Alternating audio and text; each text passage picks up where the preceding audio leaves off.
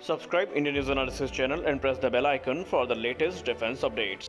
आईने हिंदी के एक नए एपिसोड में आपका स्वागत है, जो आपके लिए लेकर के आते हैं इंडियन डिफेंस की टॉप 4 अपडेट्स को। और आज के अपनी अपडेट की शुरुआत करेंगे F-18 Super Hornet versus Rafale M को लेकर के आई एक अपडेट से। दोस्तों, इंडियन नेवी की तरफ से ये इशारा किया गया है कि जो फाइनल डिसीजन है वो कभी भी F-18 सुपर हॉर्नेट और राफेल एम को लेकर के आ सकता है।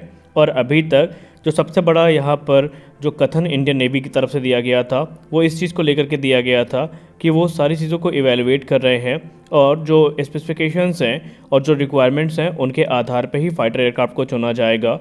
तो यहाँ पर कुछ प्रमुख क्राइटेरिया हैं जिनको ध्यान पे रख करके डिसीजन लिया जाएगा। अगर हम फैक्टर्स की बात करें तो सबसे पहला फैक्टर होगा ट्रांसफ़र ऑफ टेक्नोलॉजी।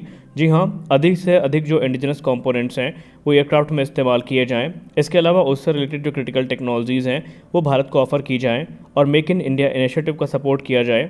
ये सारी चीज़ें इस समय प्राइमरी कह सकते हैं जो कंसिडरेशन है उसमें देखी गई हैं।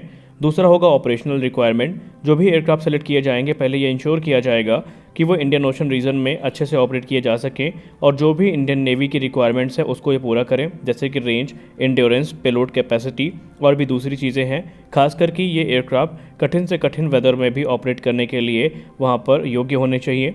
तीसरा जो सबसे बड़ा यहाँ पर केंद्र है आकर्षण का वो है इंटरऑपरेबिलिटी, यानी जितने भी एग्जिस्टिंग सिस्टम्स हैं उनके साथ ये समन्वय बना करके कार्य कर सकें, इस चीज़ को भी इंश्योर किया जाएगा। और जो कैरियर कंपैटिबिलिटी है वो भी यहाँ पर देखी जाएगी। और इसके अलावा जो इंफ्रास्ट्रक्चर सपोर्ट है और जो एग्जिस्टिंग कॉम्बैट सिस्टम है उसके साथ ये कैसा बिहेव करते हैं, ये सारी चीज़ों को भी यहाँ पर कंसीडर किया जा रहा है। और अंतिम होगा कॉस्ट और लाइफ साइकिल जो कंसिडरेशन है, ये चीज़ें भी देखी जा रही हैं कि इनको ओवरऑल ऑपरेट करने की जो कास्ट है वो क्या आएगी, क्या इसमें जो इंडिजिनस वेपन्स हैं वो इंटीग्रेट किए जाएंगे, ओरिजिनल इक्विपमेंट मैन्युफैक्चर भविष्य में कितना सपोर्ट करेगा और उनका क्या प्रीवियस रिकॉर्ड रहा है, ये सारी चीज़ें भी कंसीडर की जा रही हैं। और इसी को ध्यान में रख करके एक्सपर्ट्स ये मानते हैं कि राफेल एम के चांसेस यहाँ पर सबसे ज़्यादा दिख रहे हैं।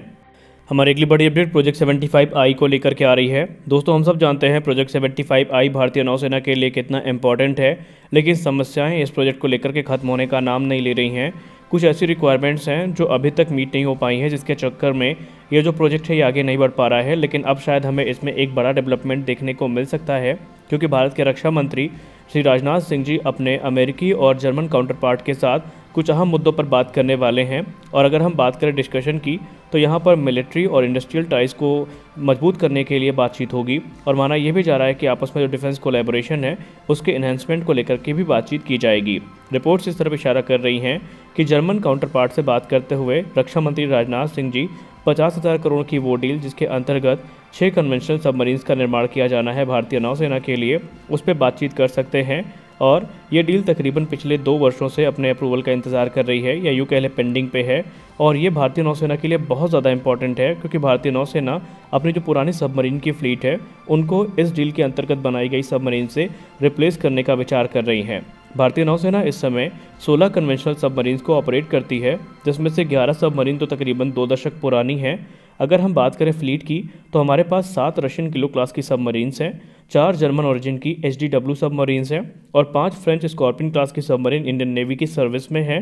और मॉडर्नाइजेशन प्रोग्राम के अंतर्गत जो पुरानी सबमरीन्स हैं उनको रिप्लेस किया जाना है।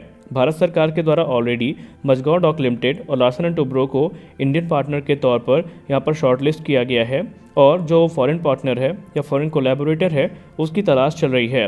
हालांकि इस समय 5 फॉरेन ओरिजिनल इक्विपमेंट मैन्युफैक्चरर्स को कंसीडर किया जा रहा है, जिसमें से जर्मनी और साउथ कोरिया ही क्राइटेरिया को पूरा कर पा रहे हैं और इन्हीं के पार्टिसिपेशन की उम्मीद भी है। अपने 4 दिवसीय भारत दौरे के दौरान German defence minister Boris Pistorius इस एक इवेंट में हिस्सा लेंगे, जहां पर उनसे इन्हीं सारे विषयों पर बात करा जाएगा। और माना जा रहा है कि अब कोई हमें आगे डेवलपमेंट इसमें देखने को मिल सकता है।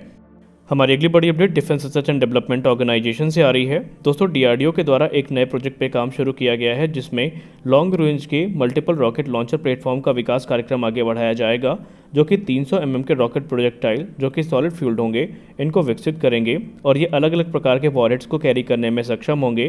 कहा जा रहा है रिपोर्ट्स में कि परफॉर्मेंस के मामले में ये रशियन BM-30 स्मर्च की कैपेबिलिटी को भी सरपास करेंगे, जो कि 300 mm के रॉकेट प्रोजेक्टाइल्स को इस्तेमाल करती हैं या लॉन्च करती हैं।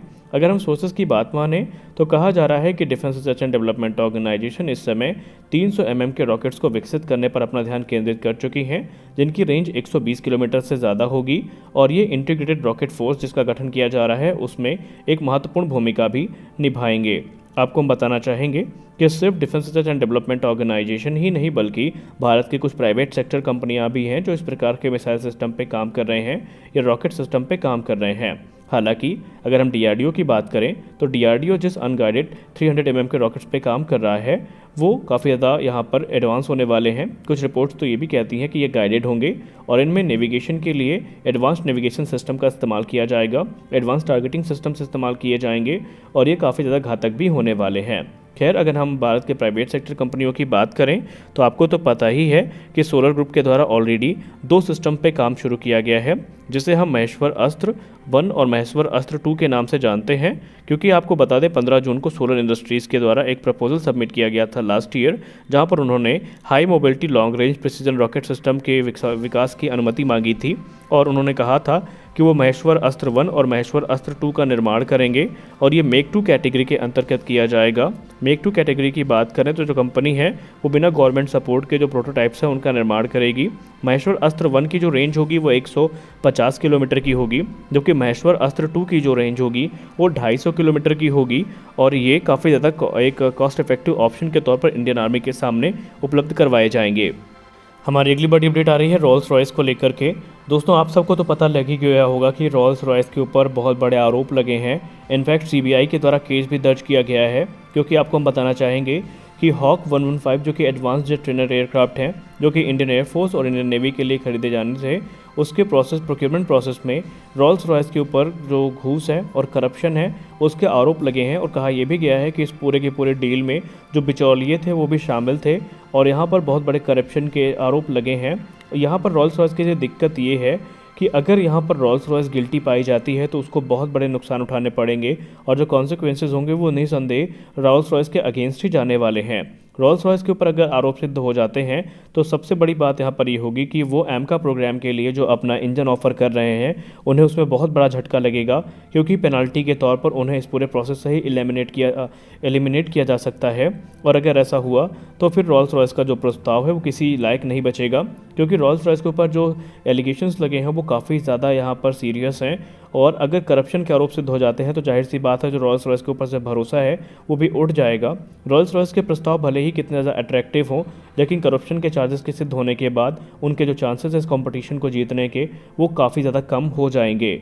एक्सपर्ट्स ये भी मानते हैं कि रॉल्स रॉयस इस समय बहुत बड़ी दुविधा में है या बहुत बड़ी यहाँ पर संकट में है, क्योंकि जो चीज़ें उनके द्वारा करी गई हैं उसका समर्थन तो नहीं किया जा सकता, लेकिन अगर रॉल्स रॉयस गिल्टी साबित होती है तो भारत सरकार कड़े निर्णय ले सकती है। आपको बताना चाहेंगे रॉल्स रॉयस, सैफ्रॉन और जनरल इलेक्ट्रिक इन्हीं के बीच में मेन कंपटीशन माना जा रहा है एमका मार्क 2 के इंजन के लिए, क्योंकि यही भारत में आकर के 110 किलोटन से ज़्यादा ट्रस्ट क्लास का जो इंजन है वो विकसित करेंगे।